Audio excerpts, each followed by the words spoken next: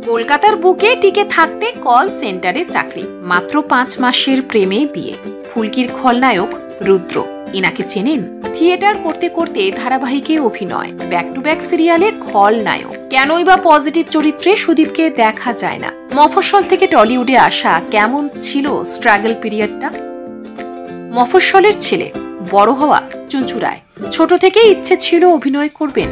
পাড়ার বিভিন্ন অনুষ্ঠানে অভিনয় করার ইচ্ছে থাকলেও মাঝে মধ্যেই হয়ে উঠত না, কারণ বাড়ির অন্যান্য ছেলেমেয়েরা পড়াশোনায় যে খুবই ভালো, তাকেও পড়াশোনায় ভালো হতে হবে এমন একটা চাপ সব সময় মাথার মধ্যে কাজ করত।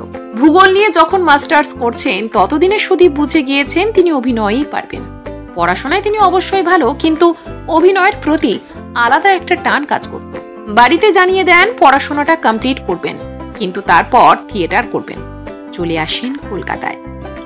তারপর ফিল্ম স্টাডিজ নিয়ে যাদবপুরে পরীক্ষা দেন। আবার কলকাতা বিশ্ববিদ্যালয়ে মাস কমিউনিকেশনে পড়ার জন্য পরীক্ষা দেন। একদিকে চলছিল মাস কমিউনিকেশন নিয়ে পড়াশোনা, অপরদিকে সমকাল বলে একটি গ্রুপে অভিনয়ের কাজ। তারপর স্পন্দন বলে পাইকপাড়ার একটি থিয়েটার গ্রুপে কাজ শুরুও করেন।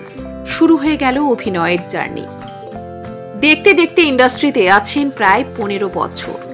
তবে সুদীপের কাছে এটা ক্লিয়ার যে তিনি বেশি ইনকাম হোক আর কম ইনকাম, তিনি নিজের প্যাশনের মধ্যে আছেন, ভালোবাসার জায়গায় আছেন। এই কাজটাই তো তিনি করতে চেয়েছিলেন। অথচ এই ছেলেটাকে কলকাতায় এসে একটা সময় কল সেন্টারে চাকরি করতে হয়েছিল, শুধুমাত্র কলকাতায় টিকে থাকার জন্য। প্রথম ধারাবাহিক আই বৃষ্টি ঝেঁপে, সময়টা সম্ভবত 2008। তারপর কে আপন কে পর, এখানে আকাশ নীল, সীমারেখা, এইভাবে একের পর এক ধারাবাহিকে নেগেটিভ চরিত্রে অভিনয়। নেগেটিভ চরিত্রে অভিনয় করতে ভালোবাসেন কারণ চ্যালেঞ্জটাও বেশি নেওয়া যায়।